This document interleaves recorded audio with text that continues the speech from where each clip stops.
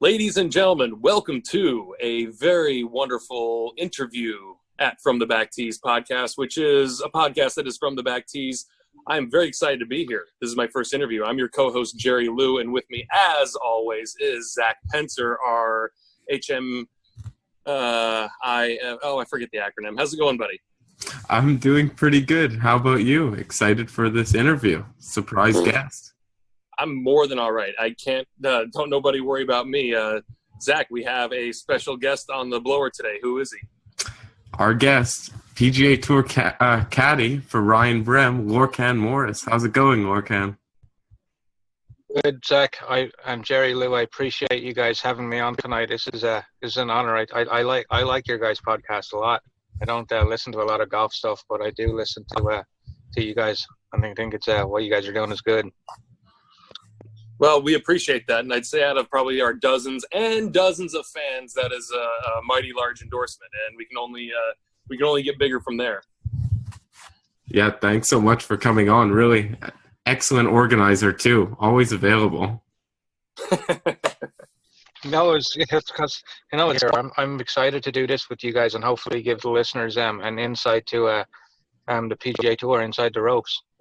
Yeah. Well, I was going to say, inside the ropes. Lorcan is currently sitting in a car at a PGA Tour event as we speak. That's as inside the ropes as it gets. Yeah, well, yeah. Except there's no ropes here, man. We never get the parking. We always get the park way outside the ropes. They always put us far away. So I'm in Caddy parking across the street from the Country Club of Jackson in Jackson, Mississippi. Just got in today. Nice. Well, why don't you, Lorcan, catch the crowd up a little bit in terms of who you are. Like, what are your roots maybe, and kind of what your path has been briefly, because I'm sure we're going to touch on your path and rise to where you're at. Just give us a roundabout, elevator pitch and interview about where you came from and what you're doing now and why. Yeah, I'm from Dublin, Ireland originally. I moved to the States full-time in 2001, initially to Miami, Florida for several weeks. I was based down there at the International Links in Melreese. I got offered a golf scholarship virtually right away when I got to the States based on some success and some junior events at the time. I started at Wingate University in August 2001. I played 5 years of college golf there. I played 2 years, redshirted a year, and 2 more years. Had a great time there. After college, I met my wife, Kimberly, who I am obviously now married to. We've got 2 great kids, Trinity, who's 11 years of age, and my son Fergus, who's 3. I started caddying pretty much essentially right after college. I played some mini tour events, found out very quickly it cost a lot of money that I didn't have, and quite frankly was not good enough to play professional golf, and started caddying in 2009 on the LPGA Tour. And I basically caddied on the LPGA Tour 9, 10, and 11, on the PGA Tour in 2012, LPGA Tour in 13, and back on the PGA Tour in 14, and then finished out in 2015 on the LPGA Tour. Then I decided to take more, and I said to Kimberly that I was going to retire from caddying, and I did retire. Went home, spent 22 months at home, and became a fireman in EMT. We can get into that later. I'd love to talk more about that. And then I started, met Ryan last year at an event, not last year. Yeah, it was about 19 months ago now, coming up on 2 years, and had a meeting with Ryan and his wife, Chelsea, for a couple of hours. And they offered me a business deal that was very, very good for the business that I'm in. Actually, an unheard of deal. Great people. Really appreciate both of them. Me, Kimberly, and I do, and so do the kids. And we've been together ever since, and it's been quite a roller coaster ride, man. All the way back to second stage last year, and then here we are. I mean, it's not even. It's 9 months ago we were at second stage, and here we are at the PGA Tour with a full card. So yeah. That's pretty much the condensed version. I know you guys have been on the internet all week from your text messages to me, so you guys know a lot more about me than I probably know about myself. So you guys can go ahead and hit me with questions because I got answers. Well, I'll ask. Maybe remind me of some things in my life that I've forgotten about.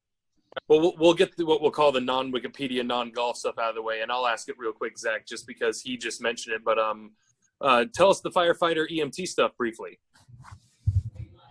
Absolutely, man. I was at home. I wasn't doing anything at all, really. I was just playing a lot of golf. Got my amateur status back. Finished runner-up in the Connacht mid-amateur, which is the Irish mid-amateur back home in Ireland. And when it came back, Kimberly's like, man, you got to do something. So I was like, well, I don't know what I'm going to do. I'm definitely not becoming a cop because I'm afraid of guns. We don't have guns where I grew up, so I wouldn't know how to shoot a gun. So I said, I'm going to go to the fire academy. So I enrolled in the fire academy 9 weeks and graduated number 1 at 35 years of age, and which was quite shocking to me and impressive. I even impressed myself with that. I don't impress myself much. I was president of the class, and I got a job. I worked at with some great guys down there. I did that for 7 months, and that's when I got the job with Ryan. But I still volunteer when I'm home. I'm at a Shanghai Fire Department, which is right by my house there in Boiling Springs, North Carolina. It's a great department, small department, 45 members, 20 are active. Got a great chief there with Mike Carr, great assistant chief with Jimmy Queen, and there's some really good captains down there with Mike Bridges and David Dodd. Those guys are the lifeline to me on the road. They really they call me all the time and check in on me. And then when I'm home, I get to work there, so it's nice. I get to give back to the immediate area I live in. That's perfect. Shout out Mark and Jimmy and Mike and all those guys you mentioned. The reason why I asked that real quick, as our audience knows, I did 6 years active duty in the United States Coast Guard, and the last 4 of those 6, I was stationed at a shipyard at a fire department where luckily we had good enough fire prevention, and we were the safety office measures set forth there. In the 4 years there, I never saw any fires. You know, we had a lot of twisted ankles at the gym or maybe a couple of catastrophic, disgusting injuries, but ultimately I went through the Baltimore City Fire Academy. And when I went through there at age 21, that was the hardest thing I've ever done in my life. I'm 35 now, and to think that if you could somehow pull me out to go do that, I double tip of the cap to you, because that still to date is the hardest thing I've ever done in my life. And ours was 6 months. Hardest thing I've ever done, for sure. Yeah. Baltimore puts you through it's 6 months. Unbelievable, man. It's absolutely unbelievable. Yeah, I agree with you, man. It's mentally and physically the hardest thing you'll do. It's very different. I think it definitely goes in one of those categories to me of like people who should be paid, certainly what they're worth or what they do to the community and things like that. But also on the flip side, I look at it as, God forbid, if we all did better with fire prevention and weren't as accidental, then firefighters wouldn't need to exist per se. So, just one of those things. I think firefighters shouldn't be called firefighters. They should be called when you fuck up specialists, because that's what we do. We don't count on 2 hands the amount of fires I was in, and I couldn't count on everybody's hand in America the amount of calls that we ran when people were just being fucking stupid, man. That's what it boils down to. I mean, there's no easier way to put it. I've never heard it put that way, but Zach, he's hit the nail right on the head. I mean, and then the rest of the part that fills the void is the Coast Guard, because a lot of stuff they did, that's kind of like the whole like you fucked up department. So yeah, I mean, man, we can get totally off topic and talk about this. I mean, I can talk about fire calls. We need to do another podcast. I don't know what it can be called. Well, I tell you, stupid tree or something. You could most certainly. Well, hey, we're all down for that. But ultimately, Zach, we could make Lorcan be our first return guest when we have like one of these off seasons where maybe he's not too busy and we can really get off the cuff. But Mr. Pencer, can you steer us back onto the road with golf, please? What do you got to talk to Mr. Morris about? I'm going to give you the hard-hitting question. Since Jerry's our golf guy, I'm more of the hard-hitting questions guy. What was the party like when Ryan got his tour card? Oh, I didn't realize there was a party. Oh, no.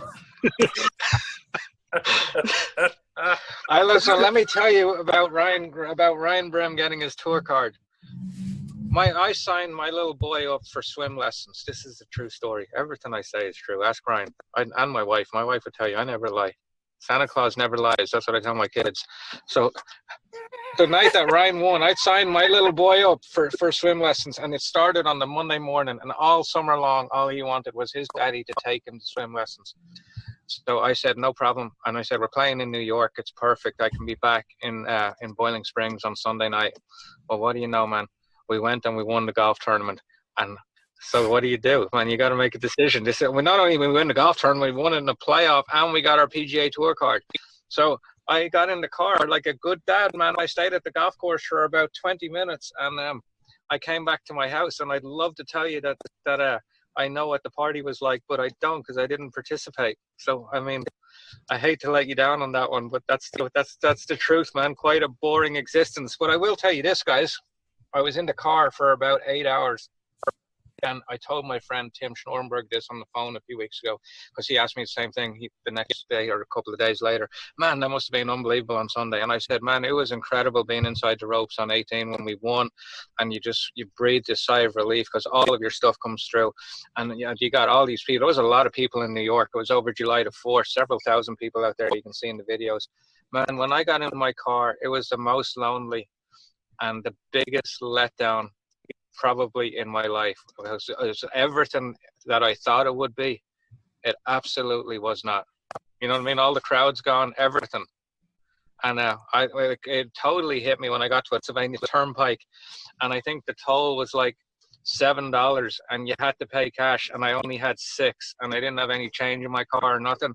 And the toll booth lady said, you need to pull over, and she took my tag and gave me a ticket so I could mail in the extra $1. And I'm just sitting there with I have a flag beside me that's signed by Ryan Brehm. I have the golf ball that went all the way around the world. If you guys saw the putt, it absolutely was the putt that went all the way around the world. It should not have went in, but thank the Lord it did. And I have the bib that I wore. I've achieved everything I wanted to achieve to that point in my career. And then I have this lady arguing with me over $1 on the toll booth. And just another schmuck. Yeah, who's a Yeah, that's it, and I totally don't think that I'm anything special because we won that day or anything. But I just thought it was a real reality check that in the grand scheme of things, it really on the golf course, it doesn't matter what you do, man. It's much more important to me anyway, who you are off the golf course. I think a few years ago, if you'd have asked me this before my little boy was born, I might have given you a different answer. But to me, it's much more important to me to be a better person off the golf course than what you're perceived to be on it. But I heard the party was unbelievable. I heard he actually may have played piano that night. Oh, really? And I hate that I missed that. Oh, so he tickles the ivories? He apparently did that night. I didn't see it. Oh, nice. And well, that's listen, the story. Yeah. Is that the story of how you sold the bib for $1? I didn't sell the bib. I sold my Irish accent for $2. I told her I talked to her for 10 minutes, and I actually got a $1 back. Yeah, but it's all right, man. I'm from Ireland, dude. When I came over here first, man, I didn't know anything about American football. I thought a quarterback was a refund. So I mean, I'm all about the refunds. That's amazing. I've never heard that one. Hey, good on you, Zach. There you go. That's strictly an American joke. Yeah. Oh, goodness. Well, listen, that actually segues. You said something that makes me want to ask you a question big time. A lot of people have probably seen your little Q&A you did with the Caddy Network just about a year and a week ago was when they dropped that article. And you'd mentioned that one of your favorite Caddy memories was the LPGA Futures Tour Championship in New York. And the date just happened to be the 10-year anniversary of 9/11. And this is your favorite Caddy moment. And that was all that was said on that little article. Can you expand why? I can guess a few reasons, but you tell us why that was your best Caddy memory. Yeah, I sure can. And believe it or not, it still stands out to this day as my favorite memory in golf. Because first off, it was with Sidney Michaels, who to this day, Sidney and I have been best friends now going on just shy of a decade. Been friends with Sydney right since she came out of UCLA. I've actually, as her agent and her manager since she turned professional, we've done a lot of really, really great business deals together. And we still talk on the phone. I'm probably legitimately talking to Sydney on the phone 4 days a week and FaceTiming her 2 or 3 days a week. We're really, really close. We're raising our kids together. Her daughter Isla is right around the same age as Fergus. And it was a culmination of a lot of things that week in New York with Sydney. First off, she's one of my best friends, like I said. So, I mean, you don't get to really, a lot of these player caddy relationships are professional, so as they should be. And Sydney and I definitely overstepped that line, which was fine because with both of our personalities, we were able to do that and still be very successful together, and still to this day make a very successful business team. the biggest thing about that tournament was we'd won 2 weeks prior in Vidalia, New York, and Sydney was going for her second win in a row. And if she wins the Tour Championship, she gets rookie of the year as well. And September the 11th in New York, it just doesn't get any better than that. And let me also throw in something. There was no practice rounds that week. The weather was so bad, the golf course never opened until the first round, and they turned one of the par fours into a par three. And at one point in the final round, it got so wet that they moved the tee box on the par three after the first 5 or 6 groups had went through. The rules officials came out and moved the tee box. I've never heard anything like it in my life to this day. And Interesting. Wow. It was a complete disaster. But anyway, Sydney and I went to New York, way prepared, ready to go, and to play our practice rounds. We were going to win the Tour Championship. That was our goal, and we got there. And it was very, very obvious this golf course was underwater. We actually didn't think the tournament was going to take place at all. So what do you do if you're there with a beautiful blonde from Southern California? You gingerly suggest we go to Manhattan until we hear otherwise. So here the two of us went in this little rented Volkswagen that Sydney did. We drove from upstate New York into Manhattan, and we spent 4 days on the complete and utter piss. We had a great time. Jimmy Gudger, a mutual friend of ours, was living in New York, and we went to the meatpacking district every night. And actually, to be fair to Sydney, now we got up every morning and we did our workout. Great runs. They're actually memories that I cherish forever. We had some really, really good workouts in New York City, and we talk about them to this day. We had some really great runs, and several times you're running, and she'd be like, "Man, I can't believe we're running in Manhattan." And I was like, "I know, it's awesome." So then, we won the Tour Championship, and it was fantastic. Really, really good. Yeah, great memory. And another boring thing, man. I have had another flight booked on the Sunday night, so I didn't stay for that party either. So there you go. What a loser, dude. Yeah. Exactly. Next question. You'll need a new party now. We'll need one this year on the PGA Tour. Well, yeah, it could be a lot different for sure. Yeah. So I have a good question for you. If you guys, I don't know if you've ever played around with anyone with Tiger Woods, but assuming we take him out, who's one player you would love to be like teeing off with? Do they have to be alive? No. They don't. That would have to be my granddad for sure, because he introduced me to the game of golf.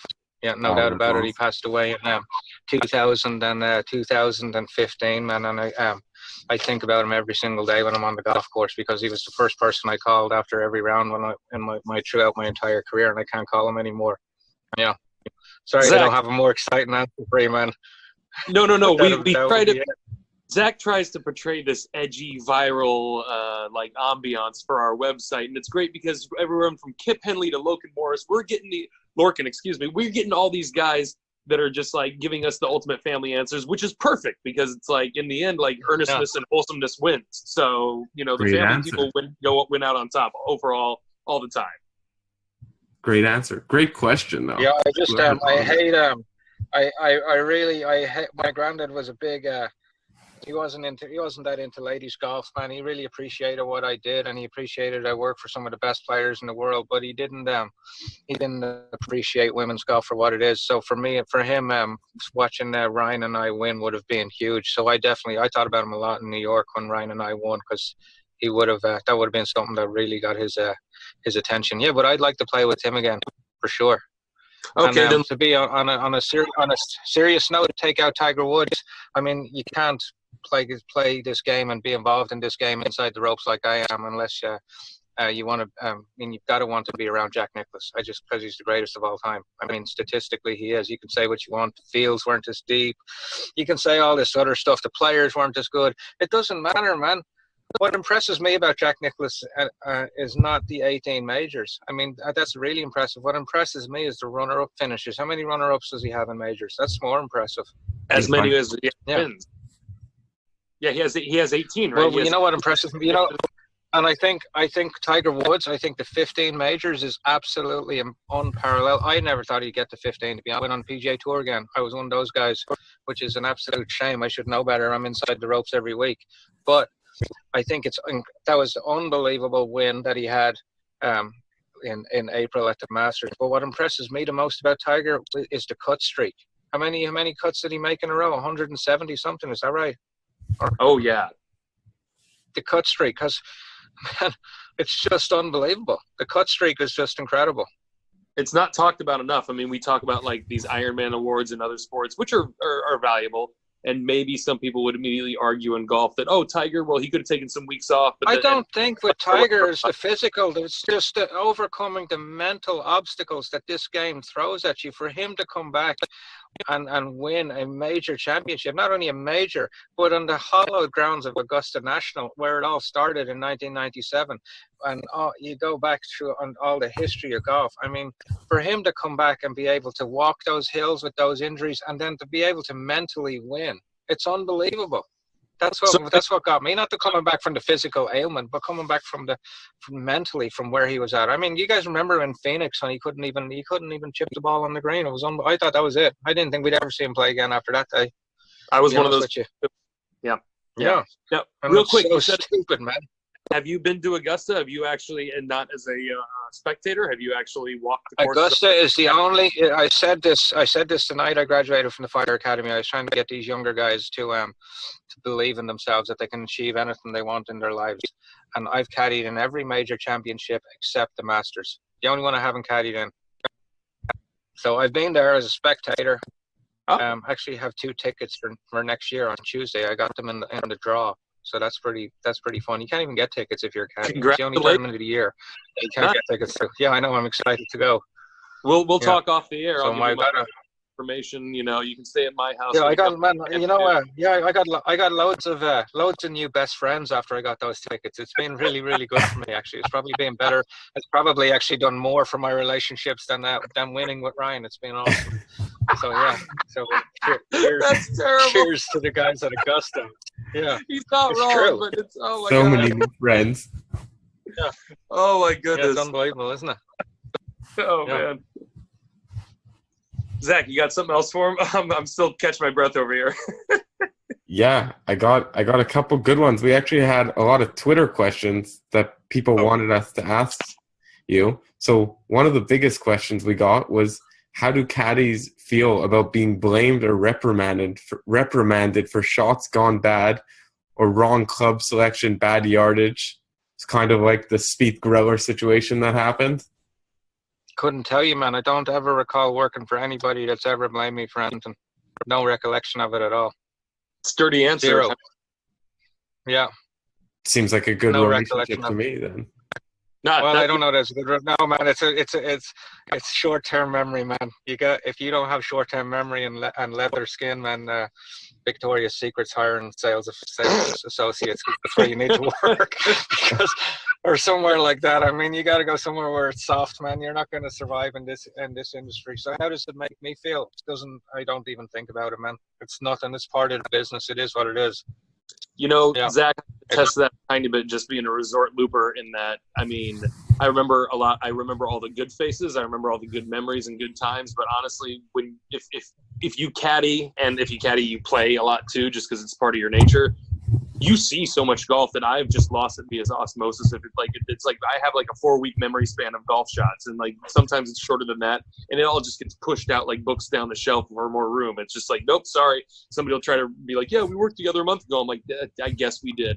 I don't know. I mean, it's just, and those are my coworkers. And some of my best memories are the worst flare-ups I've seen, and it's so much fun to go out with the players like several weeks or months later.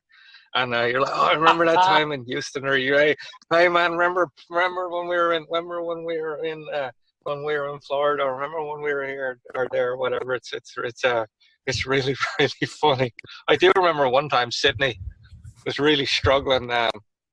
We were in Georgia, I think it was, and she'd made a couple of bogeys in a row, and I just put the bag down and I said, Sid, you got to let it out of you. She's like, I'm so angry right now. And I said, listen, I'm going to put this bag down. And it was a time when we're in the final group, all the spectators went under the tunnel and they went off. And I said, you're going to kick this bag as hard as you can. And she goes, and she turned around and roundhouse kicks this, man. And it was one of those old tailor-made bags where the letters were pronounced and they came off the bag, man, flying onto the putting green. That was it. She kicked it so hard. She kicked the letter off the bag. True story. Yeah, no, wait a second. I swear to God, I've either heard you. It must have been you on a different podcast telling that story, or you're not the first golfer, and this is like an LPGA caddy relationship thing, because it's like most caddies are still male, and women know how to like compartmentalize and manage their emotions in a, I don't want to say better or worse way, but differently. And if we can identify that and work it together, I take it a lot of LPGA caddies have done that before, because I feel like I've heard that story where they're just like, no one's looking. Yeah, no, like, it's brilliant. like The best part is she still has the bag, because you need to keep a bag like that. That's an awesome bag. Yeah, I mean, it's some people, like, the best thing they might need is to vent a little bit, and venting a little bit is different to every person. I mean, so obviously, if no one's, like you said, it was perfect. No one's around, you're just like, hey, just give this thing a whack real quick. Everyone could feel better. You never know. What's the worst could happen? But yeah, she's still got the bag. I know that because I just seen it a few months ago and at her house. And yeah, I'm pretty sure she probably still has the banana in there too that she put in there in the 10th tee. No, in Sydney, she hasn't taken it out. Oh Lord, I know people like that. Oh my God, aren't they like biodegradable?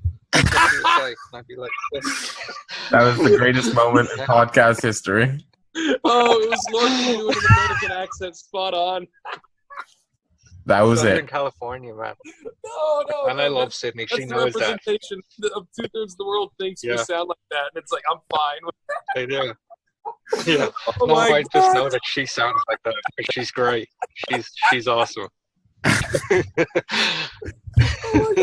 my God. I think you broke me, but I got one more question for you. Well, I got a couple, but real quick, one of them that I keep seeing us get pestered about on the website, which is no big deal, or us on social media. And I can't really answer this because despite all the golf I've done, despite all the caddying I've done, I've only caddied at Bandon Dunes Golf Resort. And that place has gotten like to be the size of 5 Disneylands now. So why would I leave?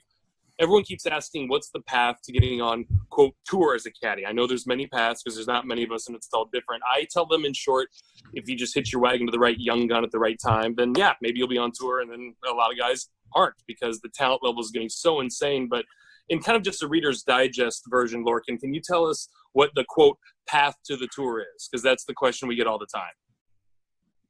I have no idea, man, how you would go about getting a job on tour. I honestly I wouldn't have a clue, man. I think I couldn't.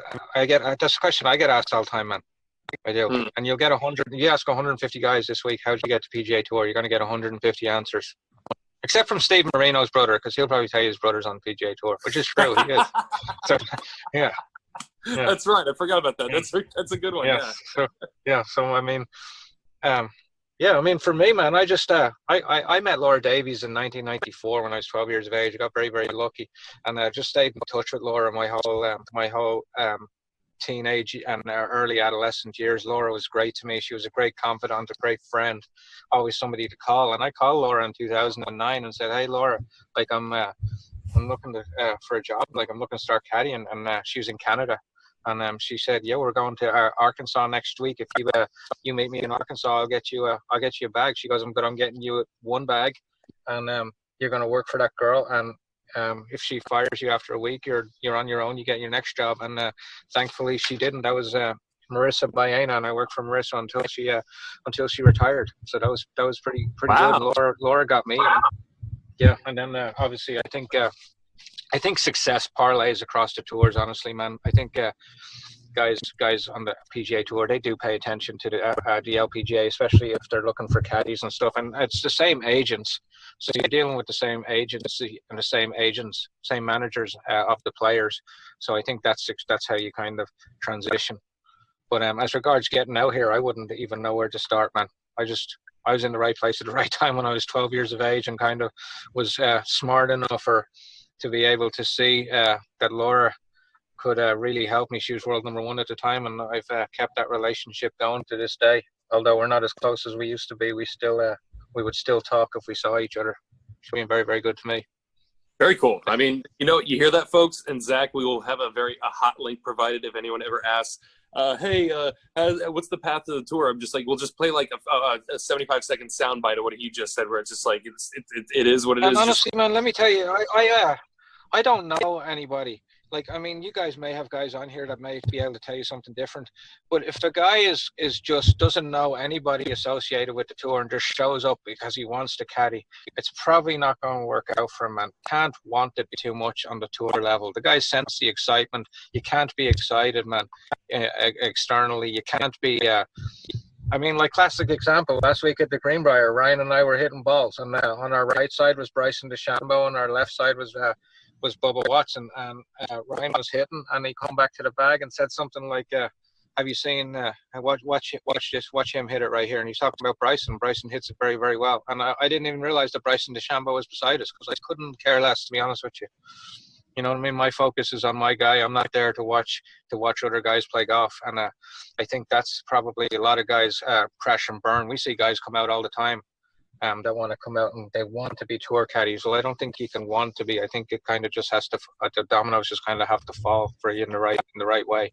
I certainly feel really fortunate to do what I do for a living. I feel even more fortunate to be able to take 22 months off and still have my friends out here to help me get another job, because that's not very typical to get jobs once you're out of the business. Amen to that. I know you got loads of Twitter questions. Yeah, I could hit you with another one. So I'll give him credit. Hit me with everything you got, man. I'm here. I wore my bulletproof helmet. No, you can't knock me out tonight. So I know you might have some responses to this after the Augusta ticket comment.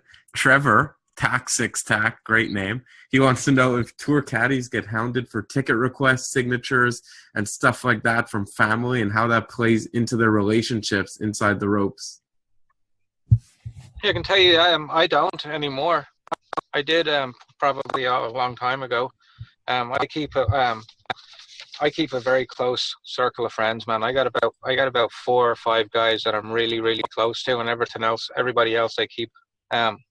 For me, it stopped about 5 or 6 years ago. Tiger played in the Wells Fargo, and one of my wife's family members asked me for tickets, and I said, "Sure, man, no problem." I said, "What day do you want?" He said, "Sunday," and I said, "Yeah, that's no problem. How many you want?" 12 tickets for Sunday, and an event that Tiger Woods is playing in. And I said, "Man," I said, I can get it done." I said, "But that's I didn't say that was a little excessive. I should have. I came home and my wife said, "No, you're not doing that." And I said, "No, I'll do it, because I've always told them all whatever they want." So I went and got the 12 tickets for Sunday and called them up on Monday morning. I was on the LPGA Tour at the time, and I was like, "Man, did you get to see Tiger play?" I said, "No, we didn't go." So that was it. That was it, man. Pull the rug. Well, you know what I mean, man. One bad apple. They say one bad apple shouldn't destroy it for everybody, but for me, it did, man, because it was a lot of effort to get those 12 tickets for Sunday. So that was it. And so no, I don't get get hounded for it, but I don't put myself out there for it either. To be honest with you, I used to when I was younger, because I thought it was like I said earlier, I was a different person when I was younger caddying, and I thought it was super cool, and that you're like this Hollywood celebrity, which you're not. So yeah, I don't put myself out there for it at all. My friend Bill Boone, who's my closest friend around Boiling Springs, he loves golf swag. He never asks me for it, but I bring him back something for every week. Never ever asks, but he loves it. So I try to look after the guys like that, to have a real passion for golf and a real interest in what Ryan and I are doing. But yeah, no, we don't get asked for it at all. Or I don't anyway, but just because I don't put myself out there. Zach, you got another Twitter question? I do. So before I get to the Twitter question, we'll change it up between Twitter question and my bad questions. So if you Google your name, actually, one of the first things that comes up is a picture you may be familiar with, of you with former President Bill Clinton. We need the background story of this. I'm Googling. Kimberly warned me about talking. I know everybody is. All 7 listeners are on their phones right now going ballistic. The network is shut down. Yeah. Hey, don't get ahead of yourself. There's 4 listeners. Yeah. No, there's definitely going to be 3, because all 3 of us are going to listen to it. And I know that Bill Boone's going to listen to it. Oh, so he went to Jenny King Town next week. He's right. Yeah. Yeah. And that. Oh my gosh. Yeah. So anyway, let me tell you. So the Bill Clinton story is absolutely. That's actually could be. If it's a little bit long-winded, it's not too long. I'll tell you. So I was caddying in 2015 for Sarah Kemp. Sarah was playing on 3 tours, playing in Australia, Europe, and the LPGA Tour. Great girl. I love Kempy to this day. some best times at the golf course with her. And Sarah and I became very good friends with Lisa Cornwall, Golf Channel host. And I kept on telling Kempy jokingly, she's a part of the Clinton dynasty because it's like Bill's niece or whatever. So anyway, I finally worked up the balls one day to walk up and approach her. I was like, "Hey, Cornwall, you related to Clinton?" She just started smiling. I was like, "I want to meet him."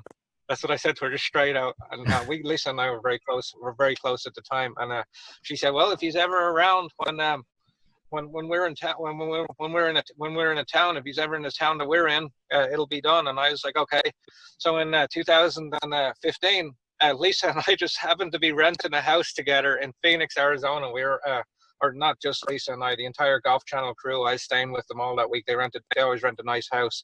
And I was laying in bed, and it came up, Phoenix getting ready for President Clinton's visit this evening.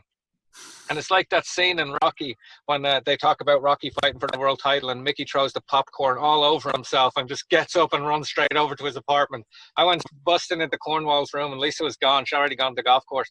So I'm like texting her and calling her and she finally picks up. I'm like, "Lisa," I said, "he's here." She's like, "Who?" And I said, "Bill." I said, "He's coming tonight." And she's like, "What time?" And I was like, "I don't know." And she goes, "Okay, hold on." And I'm texting her. I'm like, "What do you need from me? My driver's license, all this other stuff." And she's like, no, hold on. And then she texts back, "Yeah, I need your driver's license because you got to get past this Secret Service and whatnot." So I give it to her or whatever. And she goes, "Well, we're on air until 5 o'clock or something it was." And she goes, "He's leaving at 6, so we got to go straight away." And I was like, "No problem." So I go down and I pick her up at the golf course, except there was a weather delay. So it was 5:45 and I'm picking her up and it's a half an hour away. We're at this high school in Phoenix where President Clinton was. So I said, "What am I going to do?" And she goes, "Drive as fast as you can in any lane you want. And if we get pulled over, we'll just tell them." It's like, that seems like actually a pretty good idea right now because I'm not going to blow this opportunity to meet somebody who had such an unbelievable impact on my country as regards the Good Friday Peace Agreement and whatnot. So we are absolutely flying down this highway in Phoenix, Arizona. We ain't 3 minutes from the golf course, man. Straight away, highway patrolman, and I'm like, "See, Cornwall, I told you." She's like, "It's fine, it's fine." So I roll down the window, and I'd already prepared myself for this.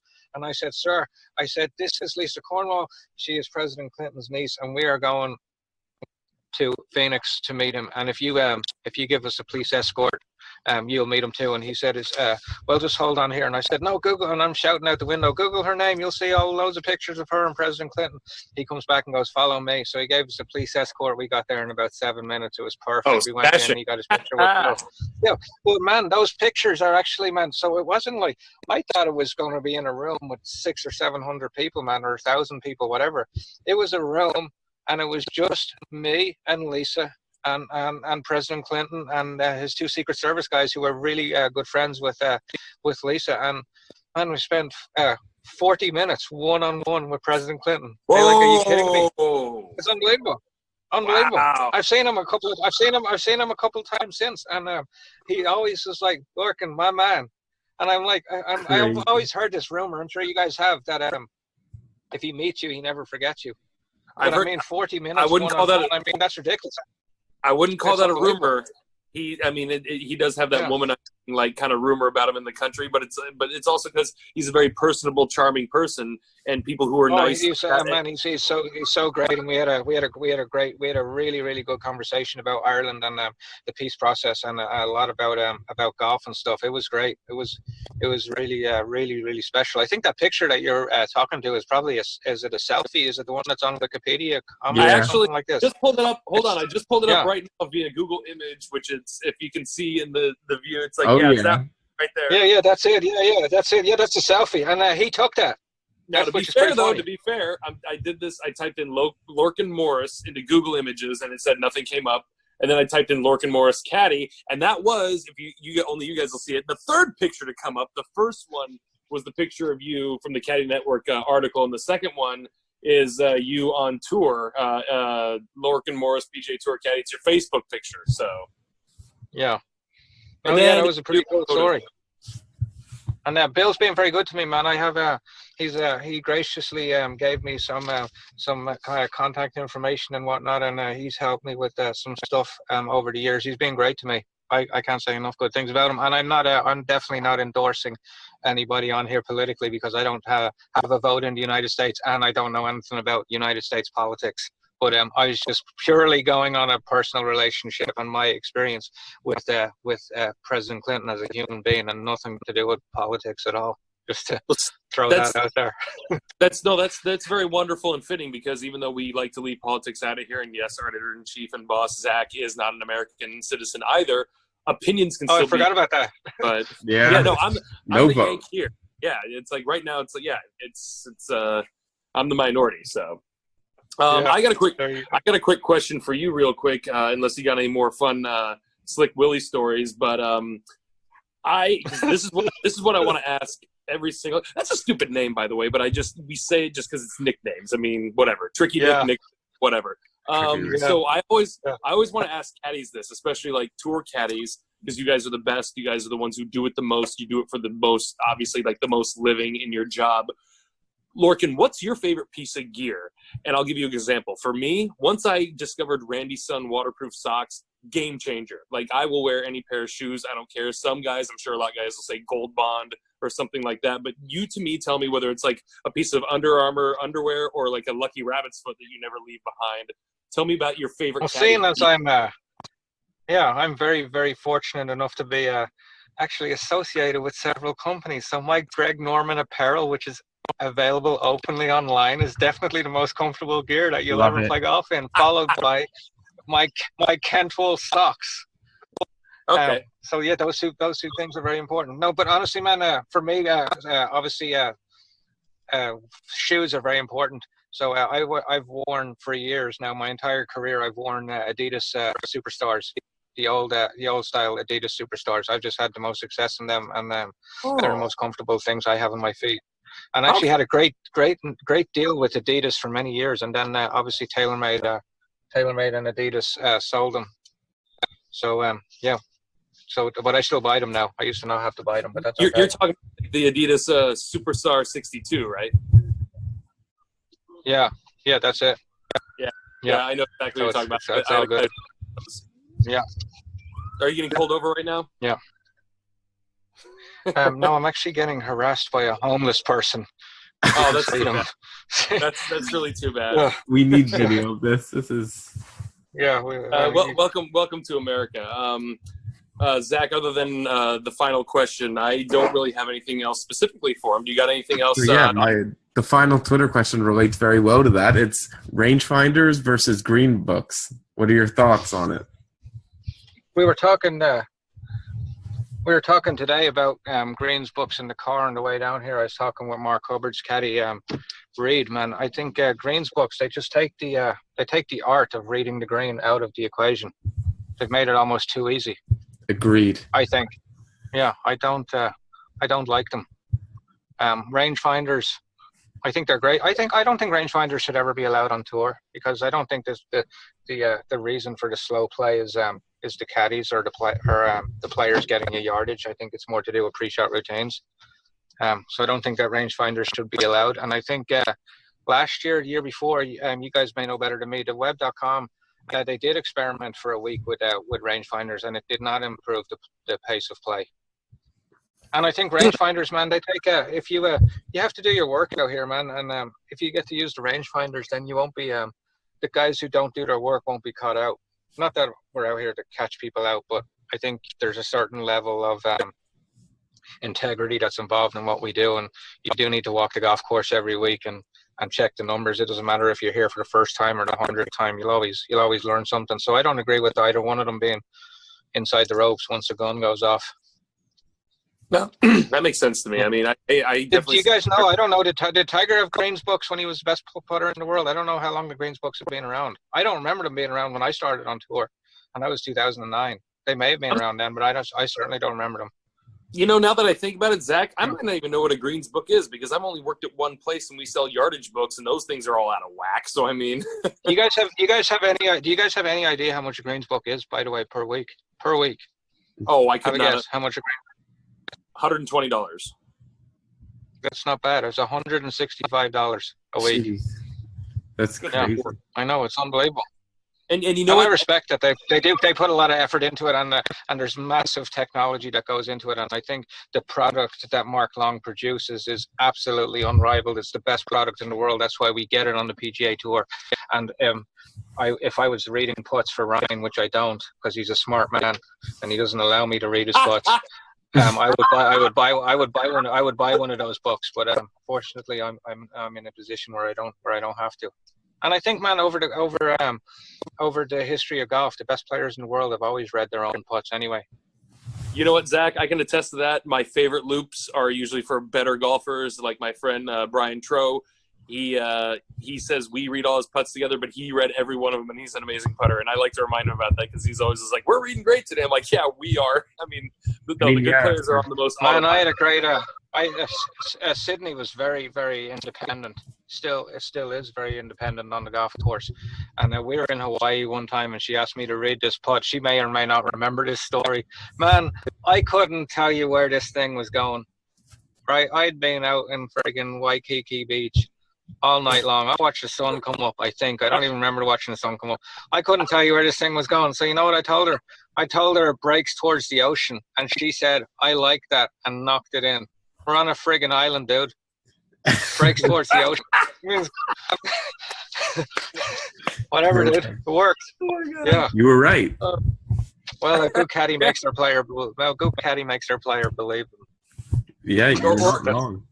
That's true, because I've gotten in a mindset lately when I'm caddying where usually the last 2 or 3 phrases or sentences out of my mouth are positive or just like upbeat or whatever, whether it's like you got to meet their personality and in the end don't think negative, but absolutely. That's it. Zach, can I unload the last question on him before we depart? Yeah, well, before, Jerry, I know you have a question you like to ask everyone. Before we get to that, I have a question for if hopefully we meet down the road. We have the one important question of what's your drink of choice? You got to know what to serve. My drink of choice would have to be Bulmers, which is an Irish cider. An Irish cider? I've heard of that before. It's called Bulmers. It's marketed in the United States and outside of Ireland as Magners. Okay, noted. I do like that. Yeah, but, that's if I have it. That's if I have a choice. Actually, the people I'm staying with this week shot me a text on the way here and said, "Hey, man, what beer do you drink?" And or what's your favorite beer? And I said the one that's in my hand, but I'm driving right now and I don't have one. So that's my drink of choice is whatever's in my hand. But I don't drink liquor. How about that for an Irish guy? Wow. Yeah, I don't drink. If somebody does something solamente, it's usually the brown or like liquor as opposed to like, oh no, I just stick the beer or whatever. So yeah, good for you. What a shock that Conor McGregor's acting like he is, and then he goes and produces his own whiskey. Because liquor does that to Irish people, man. It makes them act like he's acting. So that's why I stay away from it. I didn't want to drink it. I think he's got a little slow down there in terms of catching up, honestly. But man, it's just gonna be hard for me if I drink liquor, man, to take a dolly to the Shrixon truck and just explain that to Ryan in the morning that I had too much liquor.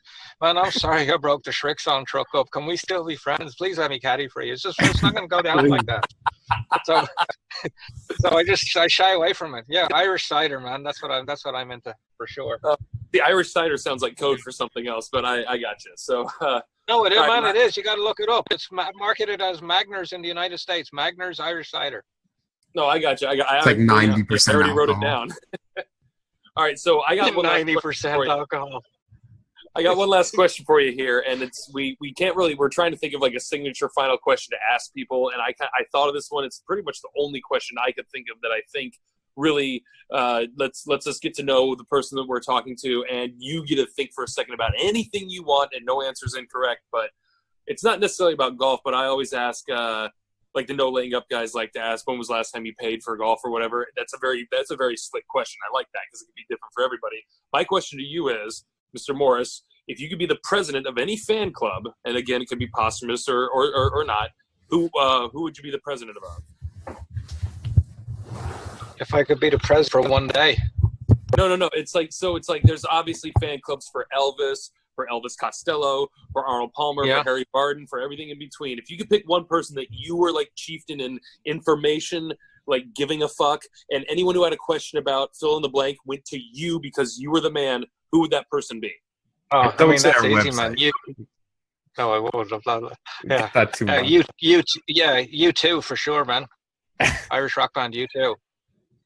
Yeah, my favorite rock band in the world. Interesting. Nice. Yeah, absolutely. No doubt about it. So and the first thing I do is I get a big piece of duct tape and I put it on Bono's mouth, and I'd only take it away so he could sing songs, not so he couldn't talk with his political crap in between. You'll meet a lot of Irish people, man, who really like U2's music and they don't care for Bono the person, which is kind of sad, but I think he does a lot of it to himself. Zach, this is actually some breaking and very deep perspective because we don't get to talk to people across the pond or from across the pond very often. And the last thing I think of is what an Irish person's opinion is on U2, honestly. It was just one of those things that us dumbass Americans just don't connect together.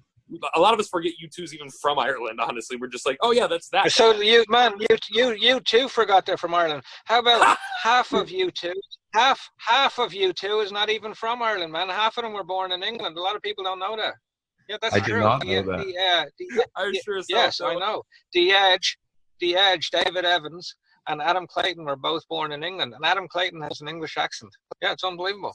Yeah, so you two don't even claim Irish citizenship anymore. They took out friggin' some other citizenship in Europe for tax reasons. And then Bono wants to get on his podium and tell all the Irish people to pay taxes, and while they don't pay it. Yeah, that's what I said. I'd get duct tape if I was president of the fan club, and I'd tape his mouth, and he could sing, but that was it. That is the most perfect funny thing to end on. I love it. Zach, before we promote anything, can you ask Lorcan where we can find him or how whatever he's supporting right now, charity-wise or fundraiser or anything? Yeah, Lorcan, if you have anything else you want to plug, go for it now and let the people know where they could find you, or if they could find you. You might just be a man of mystery. No one could get in touch. Well, yeah, I'm on Twitter. I don't use it. I'm on Instagram. I don't use that. I have a personal Facebook page. I do use that, so that's probably the best avenue. And then as regards stuff that I support, definitely the First Tee of the Foothills, which is the First Tee chapter right by my house. Kimberly and I live in one of the poorest counties in North Carolina. Phil Wallace runs the chapter there. We had a fundraiser at my house the week of BMW. That was the first annual one that we're going to do, and we raised about just shy of $2,000 in about an hour and a half this year with donations on the night and stuff that came after. So yeah, the First Tee of the Foothills. If guys want to get on there and donate to that, that'll be awesome. That's great. Yeah, I mean, you can only find Caddying at Bandon Dunes for money to feed my mouth and my family, and at Twitter at JerryLouLooper1. And Zach, button us all up here. Yeah, you could find us at From the Back Tees, and we hope you guys enjoyed the pod. Hopefully we'll have you on again soon, Lorcan. It was great. Lorcan, this has been one of the most delightful 40-minute conversations. Hey, why don't we do this, man? Because charity and giving back is really close to my heart. That's why I volunteer at the fire department, and that's why I'm heavily involved and hold a fundraiser at my house every year. Why don't we do this? Your listeners, whoever gives the largest donation in the next 7 days, they tweet you guys next Monday night. You guys get in touch with me with their name, address, the amount they tweeted, and then I'll send them a bag of Strixon swag, which will include at least one hat in there signed by Ryan with some gloves and balls. Sweet. Wow. Just to throw it out there for the listeners, the swag's going to be worth somewhere about $150. So let's try to make the donation higher than that. And then they just if you guys just tweet these guys on Twitter, and then they'll inform me next week, and then we'll go from there. Zach, you got that? Yeah, let's do that. First Tee of the Foothills.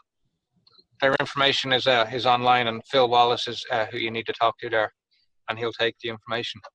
Perfect. All right. Well, we got a great start. Well, I appreciate you. I appreciate you guys a lot, man. You guys are great. We appreciate you, Mr. Morris. Absolutely. Zach, give us some parting words here. Absolutely. Can't wait to have you on again, Lorcan. And hopefully good luck in all future tournaments. We'll be following along closely. I appreciate it. Cheers, fellas. Cheers, Lorcan. Cheers.